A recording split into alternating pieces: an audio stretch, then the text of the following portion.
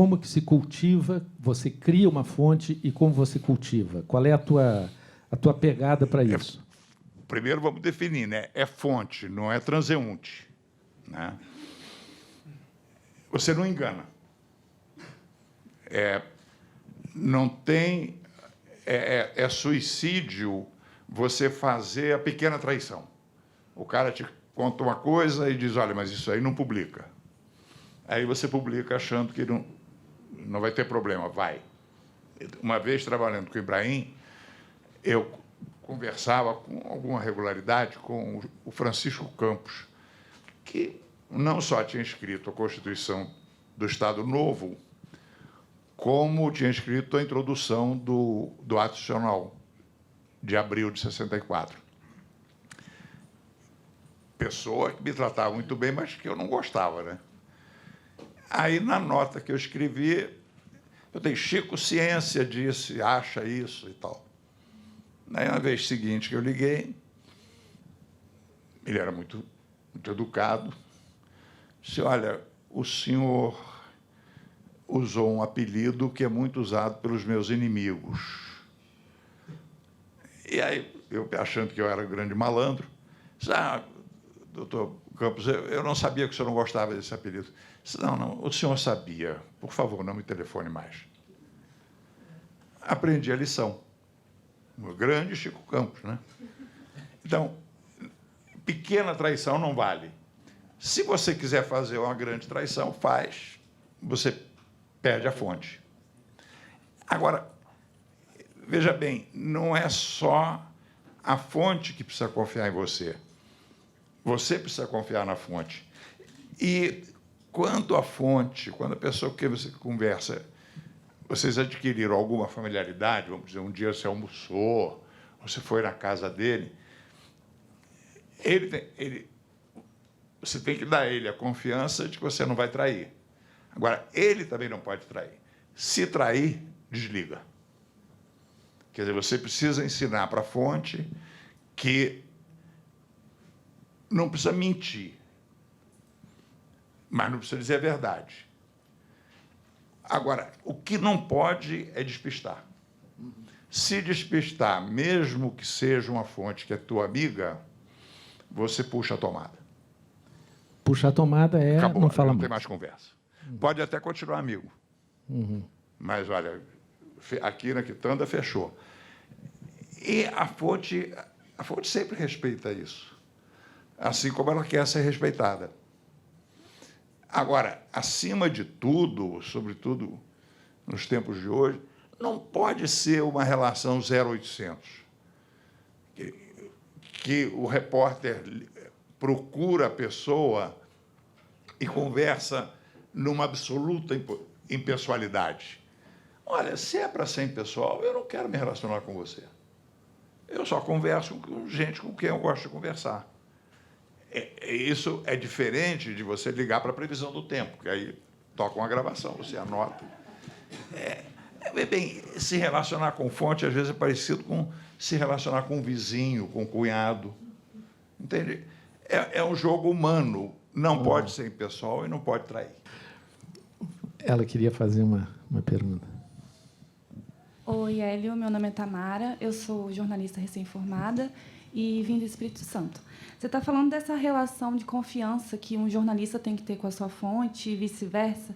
E aí me veio à cabeça o que está acontecendo agora com os casos da Vaza Jato, que existe uma cobrança muito grande de alguns setores para que se revelem quem foi a fonte, né? E agora, com a prisão desses supostos hackers, né, da Vaza Jato, eu queria saber com você se necessariamente é preciso que a gente revele as fontes nesse sentido, porque a gente teve casos como o Watergate, que depois de muito tempo só que ficou sabendo que era o Garganta Profunda, enfim. E se isso pode tirar a credibilidade, porque eu vejo que algumas pessoas também querem que essa fonte seja revelada para dizer que, olha, o que o Intercept está falando é verdade mesmo, não foi um hacker, é uma fonte. Enfim, eu queria saber o que você pensa sobre isso. Como diz meu amigo Jacques, vamos por partes. Eu acho que esse negócio que tem na Constituição brasileira de que o jornalista não é obrigado a revelar a fonte, maluquice em estado puro. Você põe na Constituição, o jornalista não é obrigado a revelar a fonte. Mas, se nisso ele está se relacionando com algum tipo de crime, ele não revela e vai em cana. Jogo jogado. Aconteceu, por exemplo, com o caso famoso da jornalista do New York Times, Judith Miller. Uhum. Ela tinha uma fonte, deu rolo, não revela, cadeia. O interessante nesse caso é que o jornalista odeia contar as histórias onde ele sai mal, né? Tudo que ela estava publicando era mentira. E a fonte era um vigarista. Quer dizer, vigarista nada comparado com os da Lava Jato. Era vigarista da política iraquiana. Isso quanto à questão de revelar a fonte. O que está acontecendo hoje, eu não tenho nada contra o Intercept não revelar. Agora, o Intercept se relacionou com o vigarista. E aí nós voltamos à questão da Constituição. Quem aqui que acha que o vigário de Araraquara deu aquele arquivo por interesse público? Vejam bem, ele não deu o arquivo todo. Pelo que a gente se viu do sujeito, vê bem, tem que desconfiar, eu tenho que desconfiar. O Glenn Greenwald não precisa desconfiar, ele acreditou, é o jogo que ele fez. Ele ia fazer extorsão com o resto, né? Se ele alugava casa no Airbnb aí, levava os móveis, como se viu agora, imagina o que ele ia fazer com os grampos dos outros. Então, aí você tem que medir, receber aquele material inteiramente às cegas é um risco. Era melhor ter corrido do que não correr. Aí a gente entra numa outra discussão, um aspecto militante que tem no Intercept, né? Também decisão dele, ele quer militar, milita. Agora, fonte, veja, fonte que precisa de sigilo absoluto,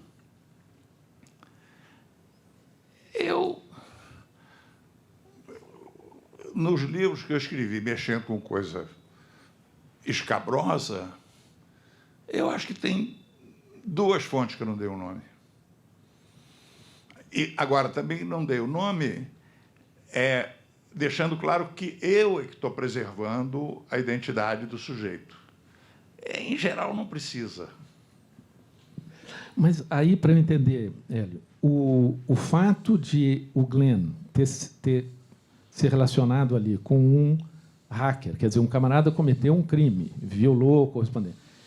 Nesse caso, você acha que, quer dizer, a fonte é obscura, veio de um crime ou de uma coisa... Não, então ele não sabia.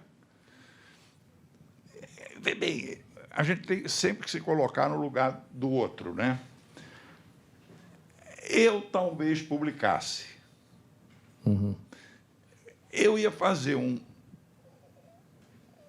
considerável esforço para saber quem era esse sujeito.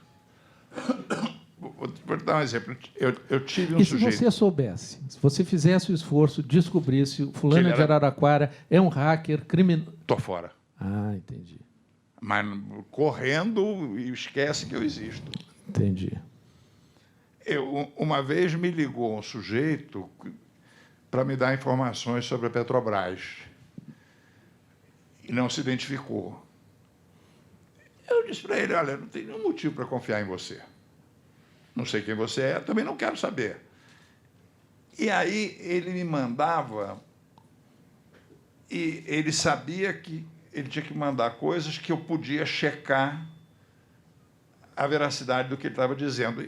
Então, era um documento, sempre tinha uma ponta que eu podia puxar, fui ganhando confiança nele. Aí eu fui confiando nele, e teve uma hora que eu podia descobrir quem ele era. Eu não quis. Aí ele sumiu, aí 10 anos depois ele reapareceu, depois ele sumiu de novo. Agora, eu sei que ele é um sujeito de uma empresa, presumo que ele seja engenheiro, né? Eu estou tateando, está entendendo? No escuro total é um risco. É um risco que você corre. Tá? Eu acho que teria sido melhor se houvesse algum esforço de saber quem é. Talvez tenha havido, a gente também não sabe, né? Não sei. Agora, também, veja, mesmo depois que eu perdi a confiança no cara, eu falei, eu saio correndo em termos, porque eu quero ver se esse conteúdo faz sentido. Uhum. E aí eu faria o que a Folha fez. Vamos pegar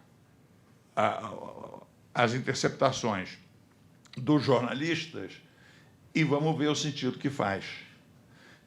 Fez. Ainda assim, fica a questão da edição. Uhum. Quer dizer, basta você mexer 3 palavras, tudo que parece verdade é verdade, mas aquelas 3 palavras são falsas. Se cobria. Agora, a gente tem que mexer nesse caso de hoje com muito cuidado. Uma coisa é o tamanho do crime, outra coisa é o conteúdo. Se os procuradores e o juiz Moro não querem discutir o conteúdo, não, eu quero. Uhum. Me prova que isso aí é mentira. Quer dizer, o que a gente tem hoje no jornal é o Moro desconfia que a delação do Palocci não tem rala. Os procuradores sabem que o que o Palocci está oferecendo tem muito osso e nenhuma carne. Aí sai a delação do Palocci. Na cronologia, tudo, não tem nada mais verdadeiro. Uhum. Quer dizer, na hora que o procurador diz eu me recuso a comentar coisas obtidas ilegalmente, isso não está codificado no Código Penal, mas é quase do tamanho do cara de Araraquara. Uhum. Porque ali, naquilo que, na decisão de publicar aquele anexo do Palocci, tinha um tremendo ilícito. 3 dias do primeiro turno, e você lê a delação do Palocci, você lê o que os procuradores disseram, não tem nada. O que o Palocci disse no anexo? Que o caixa 2 é 2 vezes o caixa 1, que o caixa 2 é isso, o caixa 2 é mais aquilo. Bom, isso é aula de ciência política. Você vai na USP, tem 30 professores que podem te falar mais sobre caixa 2 que essas platitudes do Palocci. O que o Palocci disse de real? Teve a reunião no Palácio do Alvorada para formar uma caixinha de empresas para as sondas da Petrobras. E ele, Palocci, foi nomeado pelo Lula gerente. Perfeito, isso é uma informação de primeira. Cadê a investigação posterior? Ele foi nomeado gerente de uma caixinha, tomou dinheiro de quem, quanto, como é que recebeu, para quem que deu. Até hoje a gente não sabe. E vê bem, até acho que é verdade. Mas não teve trabalho. Entende? Então, nesse caso também tem um pouco de como é que eu vou dizer, remorso da imprensa, né? Que a imprensa, inclusive eu, endeusou o Moro. Eu caí no conto do vigário. Então, primeiro, as principais fontes que vocês vão ter daqui a 20 anos são as pessoas da idade de vocês. Então, tem um amigo de vocês que é engenheiro da companhia de trânsito. Daqui a 20 anos, esse cara vai ser diretor da companhia de trânsito. Pode não ser esse, mas 30, muitos, meio século atrás, tinha um sujeito do IPEA que não era nem divertido conversar com ele. Chamava Pedro Malan. Então, vocês têm que saber que os ministros de daqui a 40 anos estão no universo de vocês. Quer um jovem deputado, quer um jovem engenheiro, quer um jovem economista. Quer dizer, daqui a 30 anos, o Paulo Guedes está morto. Então, cultivem os jovens, sobretudo não briguem com eles, parentes. Também nunca briguem com o assessor de imprensa, porque eles não têm nenhuma importância. O assessor de imprensa disser que não teve tortura na ditadura, tudo bem, tá legal, vai. Não adianta brigar com ele, porque ele pode te atrapalhar e você não vai atrapalhar ele. E ele é pago para te atrapalhar, então esquece. A outra coisa é o valor do avô. O sujeito que foi presidente do IBGE e se aposentou, ele mora hoje aqui nos Jardins e ninguém conversa com ele sobre o IBGE. Os netos dele têm horror quando ele começa a falar de IBGE. Aí aparece um repórter jovem lá que quer saber a história do IBGE. E ele sabe tudo. E ele sabe como é que funciona a organização do censo. Aí você quer saber, o censo deve encolher ou diminuir. Você vai conversar com o jovem, não sabe. O aposentado sabe tudo e vai ficar a maior felicidade de conversar com vocês. Então, quanto mais a voz vocês puserem pôr no banco de dados no início, e mais vocês puderem sempre recorrer a esse sujeito que saiu. Uma das coisas que eu sinto muito hoje é que todos os generais que eu conheci morreram. Eu gostaria de conversar com o general velho. Agora, só vale velho. Você conversar com um general jovem é perda de tempo.